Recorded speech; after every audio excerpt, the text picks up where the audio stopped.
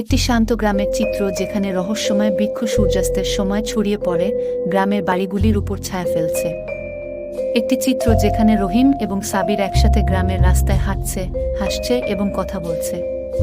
রহিম এবং সাবির একটি ছবি দেখায় যেখানে তারা পরিবেশের অংশ হয়ে রহস্যময় বৃক্ষের দিকে দেখছে, ভয় এবং উৎসাহের মিশ্রণ তাদের মুখের ছবি। রহিম এবং সাবির প্রাচীন খজনা সন্ধান করার সময় তাদের মুখ আলো দিয়ে আলোকিত হয় এবং তারা এর বিষয়ে উৎসাহ দেখাচ্ছে।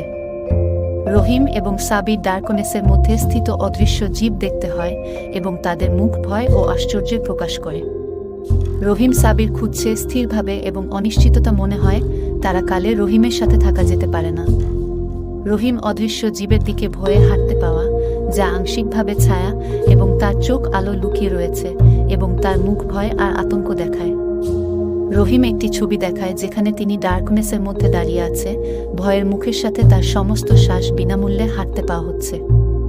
রহিম গ্রামের মানুষদের সামনে দাঁড়িয়ে আছে এবং তাদের কাছে অনুভূতি বিনিময় করছে, তারা তাদের পুনরায় বন্ধুত্ব বিস্তার করতে সাহায্য করছে।